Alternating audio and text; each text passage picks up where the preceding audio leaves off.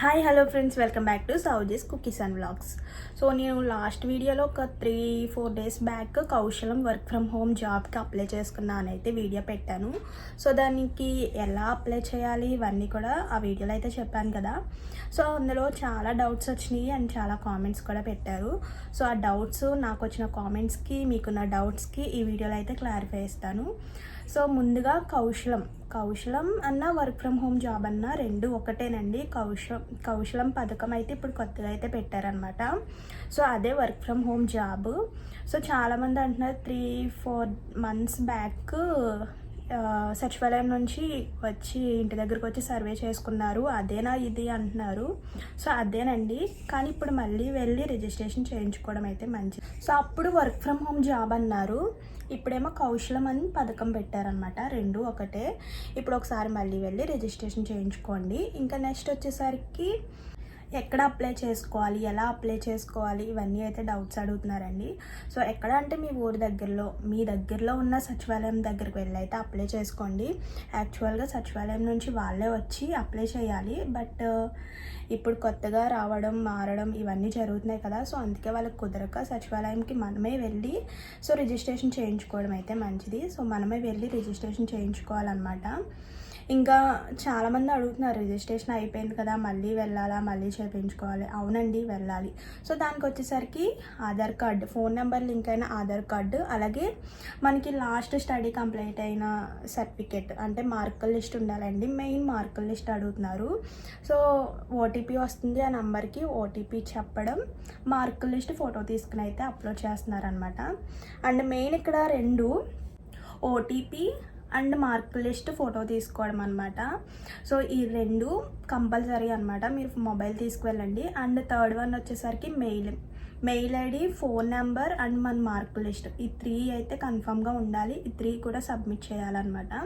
So మనకి 1 month 45 daysలో result అన్నది వస్తుంది.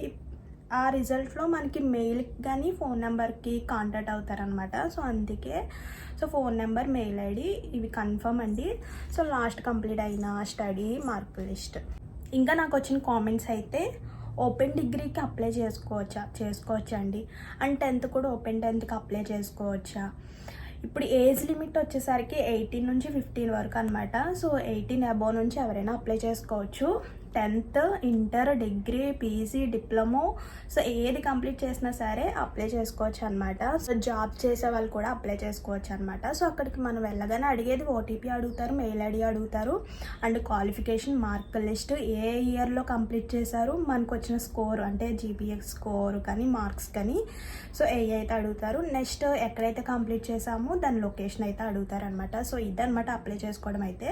సో అప్లై చేసుకున్న వాళ్ళు పీజీ అండ్ డిగ్రీ 10th నుంచి పీజీ ఇంకా హయ్యర్ స్టడీస్ చేసిన వాళ్ళు కూడా అందరూ కూడా అప్లై చేసుకోవచ్చు.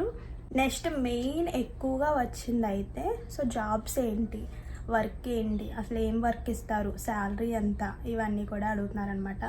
సో ఇప్పుడు కేవలం రిజిస్ట్రేషన్ అయ్యేది మనం నిరుద్యోగులం అని తెలియడం కోసం, ఎంతమంది ఉన్నారు తెలియడం కోసం అయితే సో ఇది రిజిస్ట్రేషన్ అయితే చేసుకోవడం అయితే జరుగుతుందండి. ఇది ఓన్లీ సర్వే మాత్రమే. సో ఇది మనకి 45 daysలో తెలుస్తుంది. వర్క్ ఏంటి అన్నది మనకి 45 daysలో తెలుస్తుంది. సో అప్పుడే మరి వర్క్ లేకుండా, శాలరీ ఏమీ తెలియకుండా ఎలా అప్లై చేసుకుంటామని అయితే అడుగుతున్నారు. జస్ట్ మనకి నిరుద్యోగులు ఎంతమంది ఉన్నారు, ఎంతమందికి అవకాశాలు వచ్చే ఛాన్సెస్ ఉంటాయి, సో మన ఎడ్యుకేషన్ దానిపై డిపెండ్ అయ్యి ఉంటుందన్నమాట శాలరీ కూడా. ఇప్పుడు అప్లై చేసుకుంటే జాబ్స్ వచ్చేస్తాయా అని అంటున్నారు. అప్పుడే జాబ్స్ రావండి. మనకి గవర్నమెంట్ సెక్టర్ అలాగే ప్రైవేట్ సెక్టర్ దేని నుంచి అయినా జాబ్ వచ్చే జాబ్స్ అవకాశాలు ఉంటే వెంటనే మనల్ని ప్రిఫరెన్స్ చేస్తారనమాట. సో అందుకే ఎవరెవరికి చెప్పాలన్నది తెలియడం కోసమే ఈ సర్వే అయితే పెట్టారనమాట. సో మొబైల్లో ఎలా అప్లై చేసుకోవాలని అయితే చాలామంది అడుగుతున్నారండి.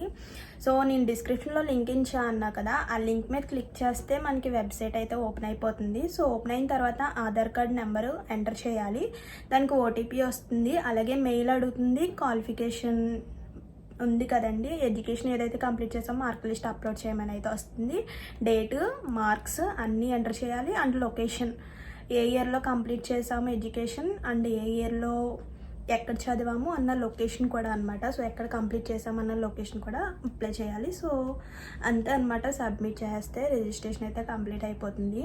సో ఫోన్లైనా అప్లై చేసుకోవచ్చు, లేదంటే మనకి దగ్గరలో ఉన్న సచివాలయంకి వెళ్ళండి, తెలిసిపోతుంది. శాలరీ వచ్చేసరికి మనకి 10,000 నుంచి 45,000 వరకు అయితే ఉందండి లిమిట్. మనకి ఇంత శాలరీ వచ్చేస్తుందా అనుకుంటారు. సో మనకి ఎంత శాలరీ వస్తుంది ఏంటి అన్నది మనం కంప్లీట్ చేసిన ఎడ్యుకేషన్ బట్టి, అలాగే నెక్స్ట్ మనకి ఇచ్చే వర్క్ని బట్టి అయితే దాని మీద డిపెండ్ అయ్యి అయితే ఉంటుంది. సో జస్ట్ ఇప్పుడు సర్వే చేసుకోవడమే, ఇంతమంది నిరుద్యోగులు జాబ్స్ కోసం ఇలా ఉన్నారు అని తెలుసుకోవడం కోసమే అనమాట. ఇంకా ఒకళ్ళు అయితే కామెంట్ పెట్టారండి, మెయిల్కి ఓటీపీ రాలేదు పర్వాలేదా అన్నారు. సో మెయిల్కి ఓటీపీ రాకపోయినా పర్వాలేదు, కానీ మెయిల్ ఐడి అయితే కరెక్ట్గా ఇవ్వాలన్నమాట. సో మనకి ఏదైనా ఛాన్సెస్ ఉన్నా వెంటనే మెయిల్కే వస్తుంది అనమాట మెసేజ్ వచ్చేసరికి. సో గవర్నమెంట్దే వచ్చేస్తుందా అని అయితే అనుకుంటారు, లేదండి గవర్నమెంట్దైనా రావచ్చు, సో ప్రైవేట్ సెక్టర్ నుంచి ఏదైనా రావచ్చు, మనకి ఛాన్స్ అయితే ఉంటుంది అనమాట. ఈ జాబ్కి ఎలిజిబుల్ అంటే వెంటనే మనకి మెయిల్ వచ్చేస్తుంది అనమాట. సో అందుకే మెయిల్ ఐడి కరెక్ట్గా ఇవ్వాలండి. సో ఓటీపీ రాకపోయినా పర్వాలేదు అనమాట. నెక్స్ట్ ఓపెన్ ఇంటర్ వాళ్ళు అప్లై చేసుకోవచ్చండి. సో ఎందుకంటే మనకి ఇప్పుడు జాబ్స్ అని ఏం కాదు కదా, జస్ట్ సర్వే చేసుకుంటే ఏమన్నా ఛాన్సెస్ ఉంటే వెంటనే మనకి తెలుస్తాయని ఇప్పుడు చేసుకోమంటున్నారు అనమాట, ఎంతమంది నిరుద్యోగులు ఉన్నారు. ఇంకోటి మెయిన్ జాబ్ చేస్తున్నాం కదా, జాబ్ వస్తుందో రాదో అనుకుంటారు, లేదంటే దానికి అనుకూలంగా అది చేసుకుంటూ ఇది ఎలా చేసుకోవాలో దీనికి సంబంధించి చిన్న చిన్న జాబ్స్ అయితే వస్తాయి అన్నమాట. సో అది చేసుకుంటున్నాం కదా, ఇది వద్దు అనుకోవడం కరెక్ట్ కాదు. సో అప్లై చేసుకోండి, రిజిస్టర్ అవ్వండి, తప్పలేదు. ఇందుకే జాబ్ ఏమి ఇస్తారు అప్పుడే తెలియదండి. సో ప్రైవేట్ సెక్టర్ నుంచి గవర్నమెంట్ సెక్టర్ నుంచి వస్తాయి అన్నమాట. అక్టోబర్ నుంచే జాబ్స్ ఇస్తారా?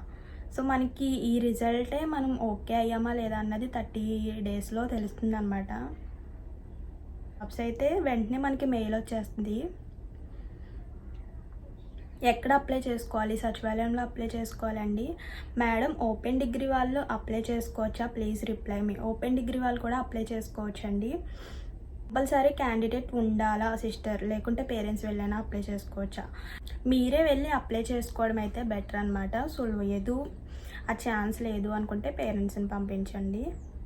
ఏజ్ లిమిట్ ఉందా? 18 to 50 వరకునండి.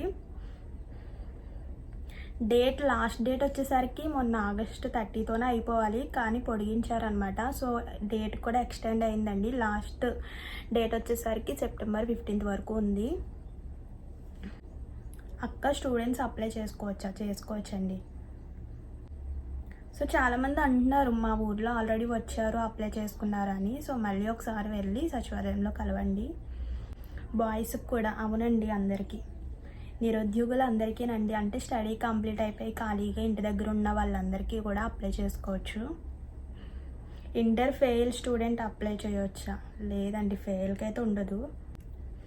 నర్సింగ్ వాళ్ళు అప్లై చేసుకోవచ్చండి. ఇంకా సచివాలయంలో అప్లై చేసుకున్న తర్వాత మనీ ఏమన్నా కట్టాలని అయితే అడిగారు ఒకళ్ళు.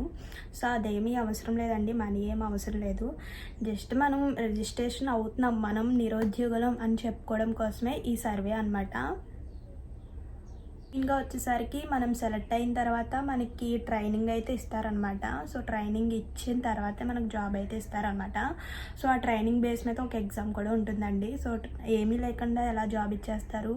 సో మన ఎడ్యుకేషన్ చూసి ట్రైనింగ్ ఇచ్చి ఎగ్జామ్ పెట్టి, ఎగ్జామ్ అంటే పెద్ద ఎగ్జామ్ అని వేసుకోకండి, ట్రైనింగ్ ఇచ్చిన తర్వాతే మనకి ఒక చిన్న టెస్ట్ అయితే పెడతారనమాట. సో ఆ చిన్న టెస్ట్లో పాస్ అయిన తర్వాత మనకి వర్క్ అన్నది ఇంటి దగ్గర నుండి ఎలా చేసుకోవాలో అన్నీ కూడా ఉంటుంది. ఇలా పాజిటివ్గా చెప్పినా సరే నెగిటివ్గా కామెంట్స్ అయితే వచ్చినాయి అనమాట. సో అవన్నీ పట్టించుకుంటే అవ్వదు. సో నేను చెప్పేది ఏంటంటే, మనం అప్లై చేసుకున్నాం కదా, బై ఛాన్స్ రావచ్చు కదా, ఒక 10 మెంబర్స్లో ఒకరికి వచ్చినా హ్యాపీయే కదా. సో అందుకే వీడియో అయితే చేస్తున్నాను.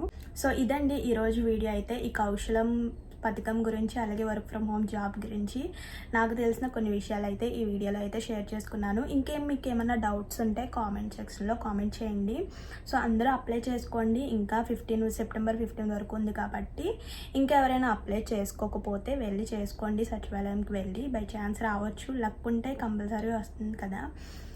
సో అందుకే ఒక 10 మెంబర్స్ చేసుకున్న అందులో ఒక్కరికి వచ్చినా చాలు కదా. సో అందుకే చెప్తున్నా అనమాట. సో వీడియో చూసిన తర్వాత ఒక లైక్ చేయండి. సో ఒక లైక్ చేయడం వల్ల సో మన వీడియో ఇంకొంతమందికి వెళ్తుంది. సో అప్లై చేసుకొని వాళ్ళు, తెలియని వాళ్ళు ఇంకా చాలామంది ఉండొచ్చు. సో అందుకే మన వీడియోకి ఒక లైక్ చేస్తే ఇంకొంతమందికి రీచ్ అవుతుంది. సో అందుకే ఒక లైక్ చేసి, అలాగే హైప్ పాయింట్స్ వస్తాయి అన్నమాట. సో హైప్ పాయింట్స్ కూడా ఇచ్చేసి వెళ్ళండి. So thank you for watching. ఇంకేమన్నా డౌట్స్ ఉంటే కామెంట్ చేయండి. Bye. See you to next video.